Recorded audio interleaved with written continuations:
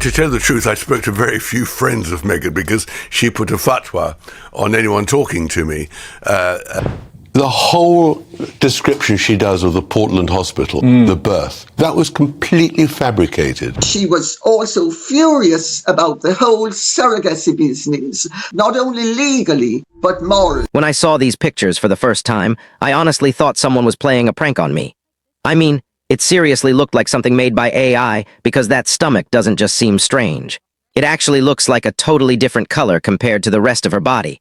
And I wasn't the only one who picked up on that. You know, whoever heard of a baby bump being so variable and not... What began as a handful of people closely studying red carpet pictures has turned into a huge rabbit hole that just keeps going further. We're talking about timelines that don't line up, stories that change based on which interview you watch, and medical claims that even real doctors are questioning. And no, this isn't about one odd photo or a single mistake. It's about a repeated pattern, and once you notice it, there's no going back. Quick pause here, make sure you subscribe and turn on notifications, because what I'm about to show you is honestly crazy. We're looking at photos that don't add up, timelines that clash with each other, and stories that change every single time she tells them. Hit the like button too, because this is one you'll want to remember. Let's get into it. Alright, let's begin with the Albert Hall appearance, because this is where many people first started feeling suspicious. Meghan arrived at this event, and based on the timeline she was sharing, she was meant to be about 8 weeks pregnant. 8 weeks. But when you actually study those photos, she looks closer to 5 months pregnant. I'm not a medical expert, but even someone with no pregnancy experience can tell something feels off. The gap between 8 weeks and 5 months is huge. We're talking about the difference between a stomach that usually isn't visible yet and one that's clearly showing. At that stage, there shouldn't really be much to see versus a bump that's impossible to ignore. Take a moment and think about it. At 8 weeks, most women don't show at all. Some may have a very small bump starting, but it's usually barely noticeable. What we see in those Albert Hall images isn't barely noticeable. That's a full pregnancy belly that stands out immediately and grabs your attention. And the internet, well, the internet definitely picked up on it. People began pulling those photos, zooming in, and comparing them with normal pregnancy timelines, and the questions just kept piling up. But here's the thing, it wasn't only the size that made people look twice. The color of her stomach appeared several shades darker than the rest of her skin. And here's something important, when skin stretches during pregnancy, it usually becomes lighter, not darker. That's simple biology. The skin stretches and thins out in those areas. Because of that, it normally looks paler compared to other parts of the body. So how do you explain her stomach looking noticeably darker than her arms, her face, and her legs? Why is the belly several shades browner than anywhere else? It's not supposed to be. Just doesn't add up. People started studying every small detail, placing the photos next to others taken at the same event. And the more they looked, the more questions kept stacking up. Some online said maybe it was lighting, the dress, or the camera angle, but then more photos appeared from different sides and under different lighting. And that color difference was still there. It became one of those things where once you spot it, you can't unsee it. And it wasn't only random commenters talking. Women who had been pregnant themselves spoke up, saying they had never experienced anything like that. This is where things get even more unusual. Meghan chose not to use the hospital that royals normally use for childbirth. She also didn't work with the usual medical team assigned for these births. Now sure, you could say that was her personal decision. Maybe she wanted more privacy. Maybe she had specific preferences. Maybe she simply didn't want to follow the same routine as others in the family. That's fair. People make personal healthcare choices all the time, and that's completely their right. But when you place that choice alongside everything else that already didn't make sense, the size issue at Albert Hall, the color difference, the overall strange details, it starts to feel like part of something bigger. It's not just one decision on its own. It's one decision added to a growing list of visual details people were already questioning. Then there's the timing around Archie's birth. No one could clearly figure out when things actually took place. The announcements didn't follow normal protocol. The information was unclear at best. Trying to build a clear timeline turned into a frustrating puzzle that left people confused. You'd think a simple question like when was the baby born would have an obvious answer, but it didn't. The details kept changing.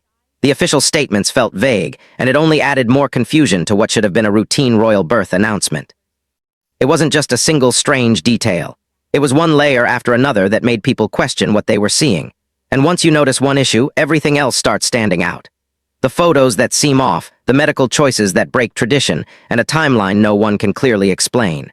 She's clearly doing this because she's trying to prove to the mainstream media, because now they're starting to talk about this.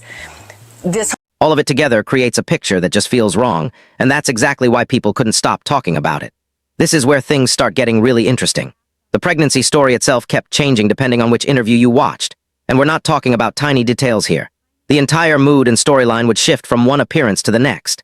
It was like hearing the same story told at different gatherings, except each time it ended in a completely different way. One day, she described this glowing, happy pregnancy. You know, the vibe, healthy food, smoothies, feeling the baby move, all the upbeat stuff you'd expect from someone excited to become a mother. She'd joke about cravings, laugh about sleepless nights, and paint this picture of total pregnancy bliss. Honestly, that version sounded pretty normal, even relatable. But then you'd see another interview, maybe just weeks or months later, and suddenly the story turned into a painful experience no one could truly understand. The tone would flip completely. Now it was about emotional stress, fear, and struggles that supposedly changed her forever. Same pregnancy, same time period, yet it somehow shifted from calm and joyful to dark and heavy. And this change didn't happen slowly. It was abrupt. This is where Tom Bauer enters the picture, and this is what makes his method so interesting. He doesn't come in with bold accusations or dramatic statements. He simply shows what she said and when she said it. That's it. He places the interviews side by side, shows the dates, and lets you see the story change or clash right in front of you. It's like he hands you the pieces and says, "You decide." And when you actually see those pieces laid out in order, the contradictions start standing out. The happy version doesn't really line up with the painful one. The timeline gets messy. Details that should stay the same somehow change shape. It's not that she's telling completely different stories. It's more like she's reshaping the same events to match whatever message or mood she wants at that moment. People who followed this closely began noticing patterns. On one platform, she'd highlight joy and excitement. On another, she'd focus heavily on pain and hardship. At that point, it stopped feeling like simple storytelling and started feeling carefully packaged. Is that a real baby bump, or has she strapped it on? Because weird. She's got form for strap. Like every retelling felt carefully shaped to connect with a certain audience or spark a specific response. Sympathy in one place, admiration in another, relatability here, inspiration there. What's even stranger is that the story of how she and Harry first met turned into a whole issue on its own. Bauer pointed out that much of it appeared to be made up, if we're being honest. Those details kept changing too. Who introduced them, where they met, how it happened, none of it stayed consistent. For something that should be a simple, "this is how we met" story, there were way too many versions floating around. What really makes this situation so unusual is that we're not talking about memories from decades ago where details naturally blur. These were fairly recent events, shared and reshared within short periods of time. A pregnancy story shouldn't need major rewrites every few months. The core facts should remain stable, even if feelings about them evolve. But that's not what happened here. The story kept shifting, adjusting, and reshaping itself to fit whatever image was being presented at that moment. Early on, Meghan was framed as the relatable California woman finding her place in royal life. Later, she became the misunderstood figure facing overwhelming struggles. Each version of the pregnancy story seemed customized to support whichever version of her was in focus at the time. Bauer's smartest move was realizing he didn't need to accuse or attack directly. He simply documented it all, showed the timeline, and let people watch how the story stretched, twisted, and reformed. Because once you see that pattern clearly laid out, you start wondering which version reflects what truly happened, or whether the truth is buried somewhere under all those retellings. Now let's talk about the timeline, because this is where even casual observers started grabbing notebooks. Following the dates around Meghan's pregnancy announcements feels like trying to solve a puzzle where the pieces keep changing shape. Nothing lines up the way it should. The dates tied to her announcements, public appearances, and supposed due dates don't fit together cleanly. You'd think tracking a pregnancy would be simple. There's a standard 9-month window, right? But somehow in this case, that basic math started to blur. People noticed the timeline she was presenting didn't match what the palace calendar showed. In one version, she talked about nesting and preparing for the baby during a period that, according to official records, didn't align with how far along she claimed to be. Then another interview would pop up where she described early pregnancy symptoms. But wait, based on what she said earlier, wasn't she supposed to be much further along by then? It felt like the dates were flexible, bending just enough to suit whatever story was being told at that moment. Online communities went into full detective mode. People who normally wouldn't care about celebrity pregnancies suddenly became investigators. They created digital detective boards, circling headlines, pulling photos with timestamps, and comparing palace statements with interview quotes. Spreadsheets appeared, timelines were mapped out, and the deeper people dug, the less sense it all made. Someone would post a photo from an event with a clear date, then place next to it what Meghan had said about how far along she was, and the two wouldn't line up at all. Not by a small margin either. We're talking gaps of weeks, sometimes even months. How do you explain clearly showing at an event when, according to your own timeline, you should barely have a bump? The thing is, pregnancy timelines aren't really open to interpretation. There are medical milestones, development stages, and physical changes that follow a fairly predictable pattern. Yes, every pregnancy is different, and every woman carries differently, but the overall progression is biology. You can't be in the first trimester and the third trimester at the same time, no matter how you tell the story. What added even more confusion was that some contradictions came directly from Meghan herself. She mentioned specific timeframes in one interview, then referenced entirely different dates in another. It wasn't just public speculation causing confusion. The source information itself kept changing. People weren't inventing theories or misreading vague comments. They were watching the stated facts shift. Tom Bauer, doing what he does best, noticed these overlaps. He called them soft overlaps. The dates weren't outright wrong, just flexible. They bent to fit the narrative of the moment. Need to highlight how early in the pregnancy something happened. The timeline shifts one direction. In the hospital room, apparently getting ready to give labor to this child, Lily. When you need to show how far along you were to support a different point, the timeline suddenly shifts the other way.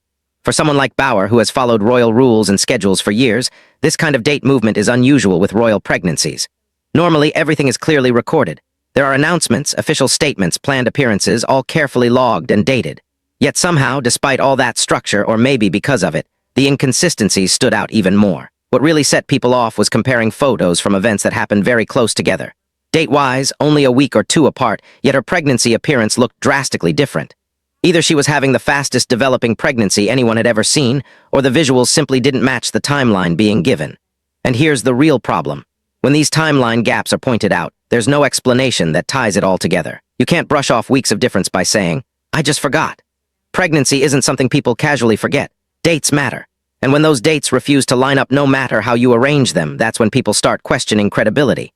Now, if the timeline issues already made you pause, the medical details will really grab your attention, because the hospital stories shifted just as much as everything else, maybe even more. In the first version, the birth experience sounded almost polished. She described staying relaxed, sharing light moments, keeping everything calm. There were even mentions of stopping for fast food during the whole situation.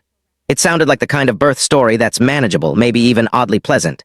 Nothing extreme, nothing overly dramatic, just a woman giving birth while keeping her spirits high and handling it smoothly. But then in later interviews, that same birth turned into a completely different story. Now it was about danger and fear, urgent medical situations, complications that made everything feel risky and uncertain. The calm, easy delivery was replaced with a story of barely getting through it. Same baby, same birth, yet suddenly it was framed like a medical crisis instead of the smooth experience described earlier. And yes, childbirth can be unpredictable. Born baby for disabilities on orders from the Queen, due to the royal family's shocking hidden history of children with abnormality. Complications do happen. Feelings can run high. Sometimes your understanding of an experience changes after you've had time to reflect, and that's completely normal. A lot of people go through that. But this isn't about small changes in how something is remembered. These were completely opposite versions of the very same event. Then there was one claim that really made medical professionals pause. According to the story, she left the hospital just 1 hour after giving birth. Take a moment and think about that. 1 hour following what was described as a high-risk pregnancy. She wasn't in her 20s, which already places you in a different medical category. On top of that, some accounts mentioned epidurals, even 2 of them. That's where things stop making sense. Doctors don't simply allow someone to walk out that quickly after serious medical procedures. Epidurals affect the nervous system. Medical staff have to confirm everything is functioning properly before discharge.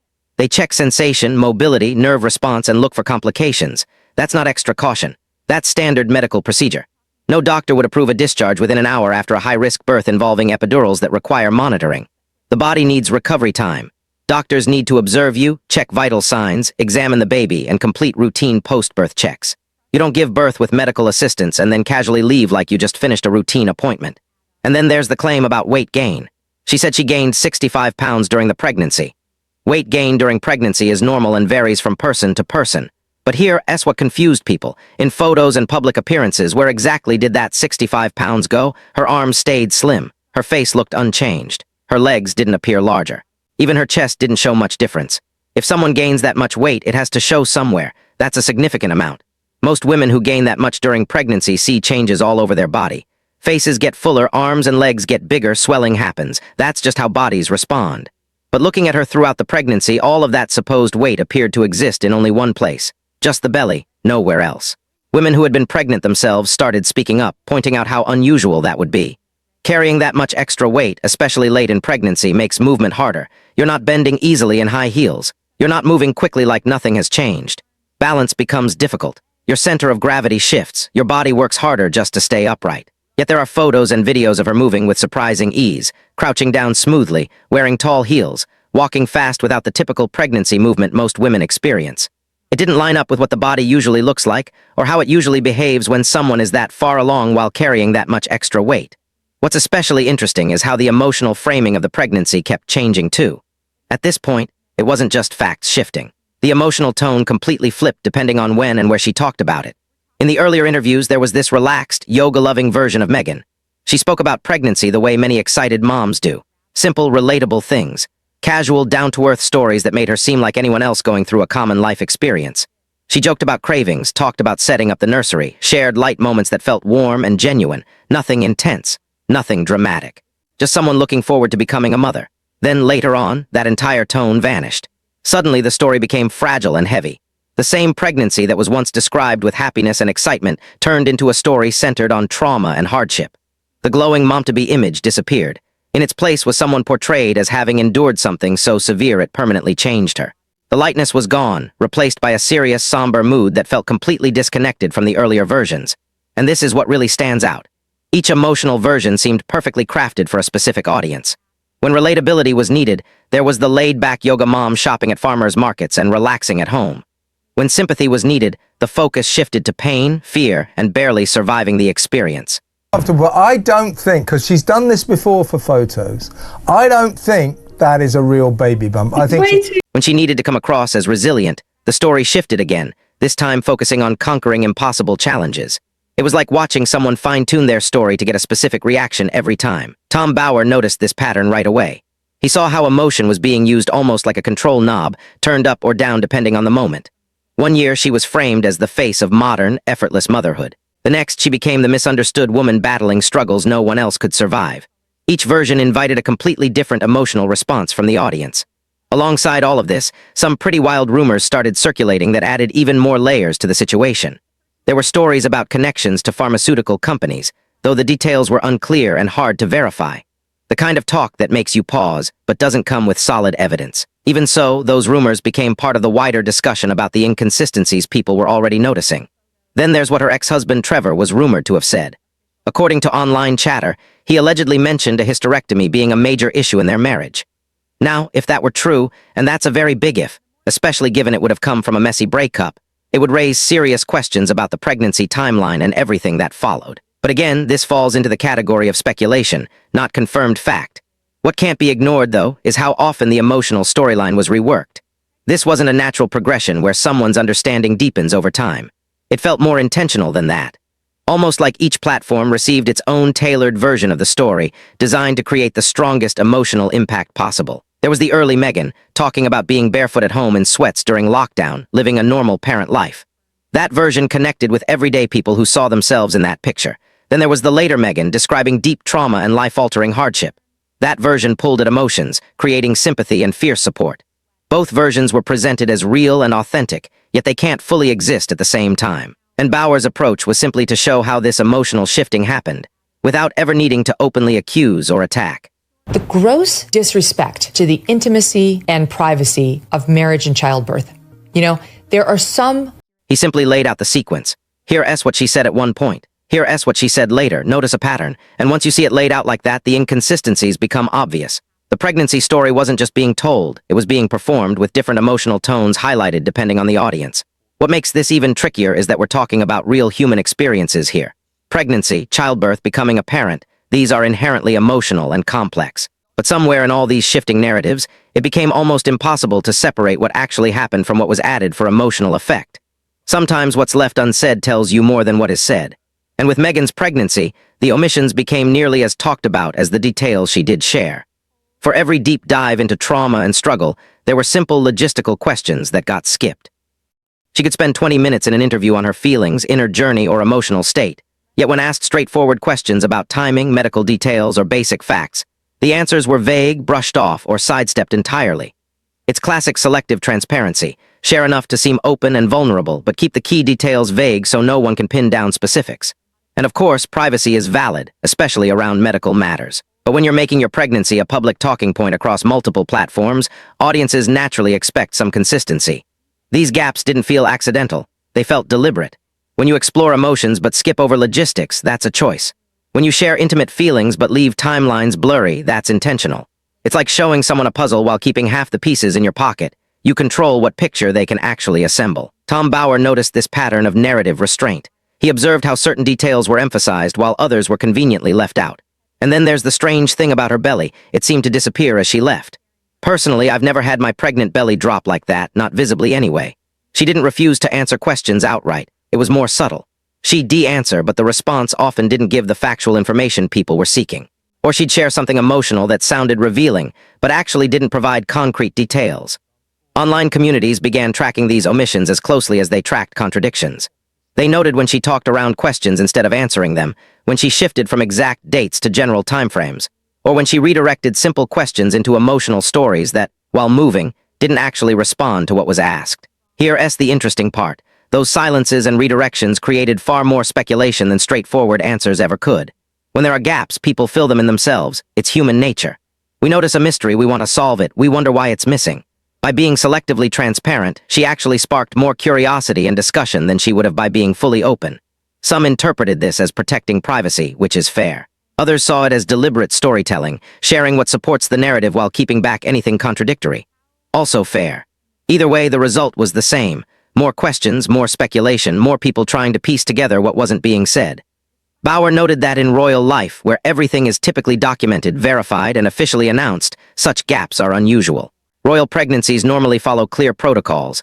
Announcements on schedule, details confirmed officially, timelines established.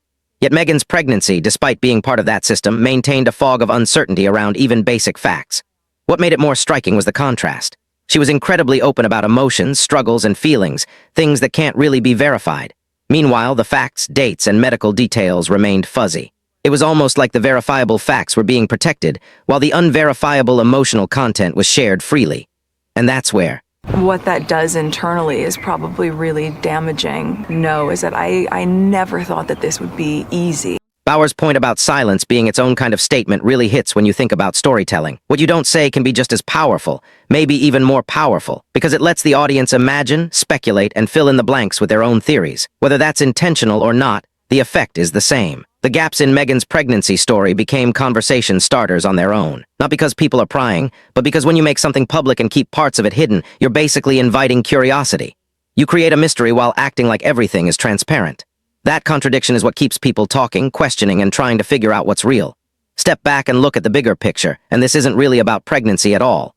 It's about how stories are shaped, reshaped, and adapted to serve different purposes at different times. Bauer's main observation wasn't that Meghan was outright lying. It was that her stories didn't just evolve naturally.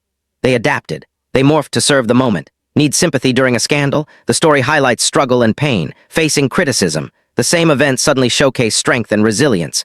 The same core events are remixed with different emotional tones depending on the reaction being sought. Think about it. One version of the pregnancy story shows her as a relatable, down-to-earth person navigating motherhood, something regular people can connect with.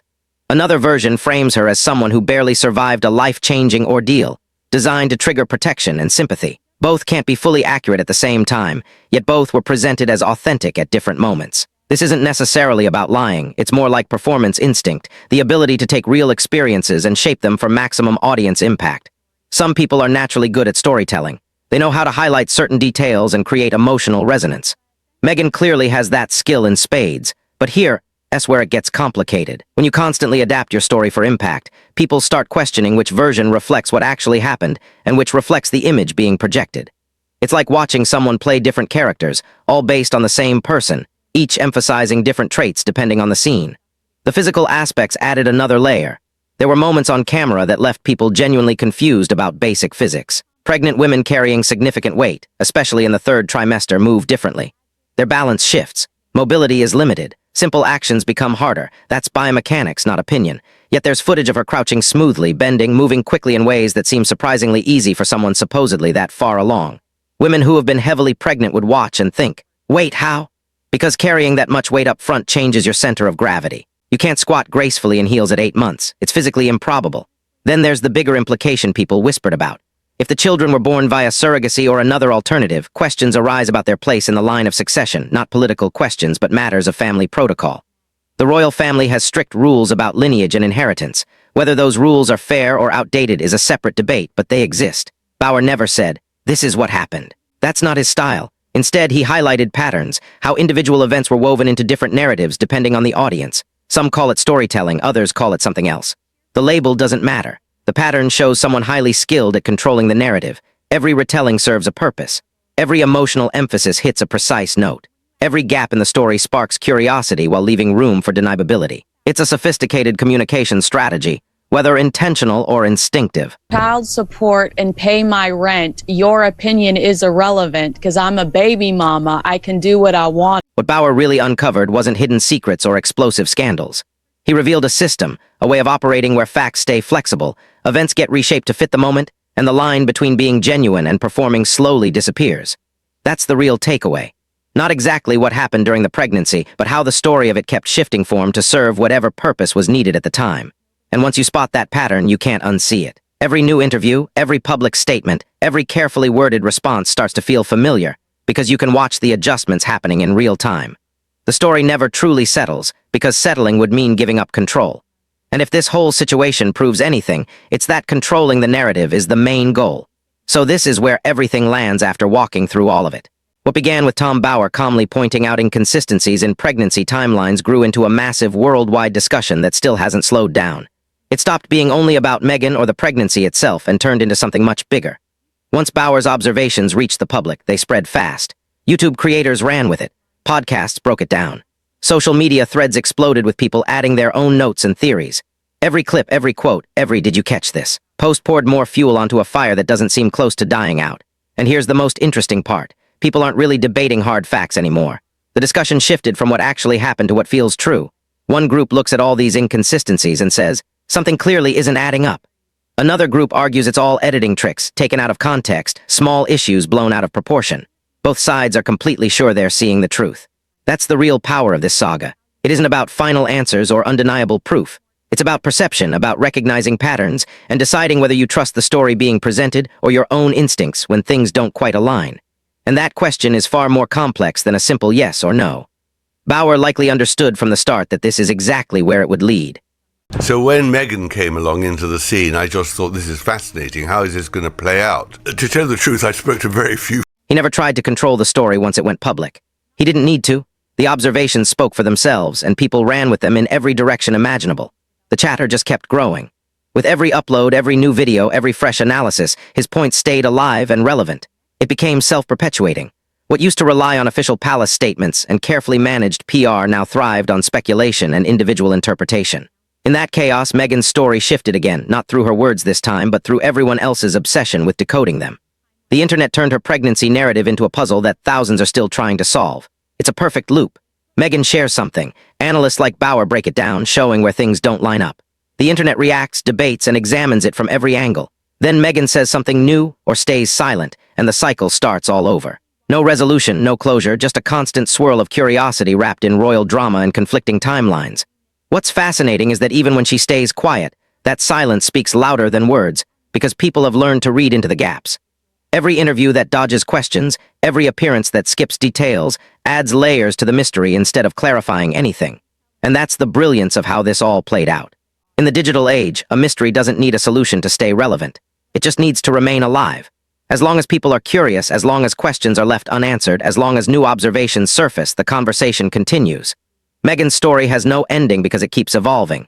Every interview brings a new angle. Every selective detail invites more scrutiny. Every well-timed pause generates speculation.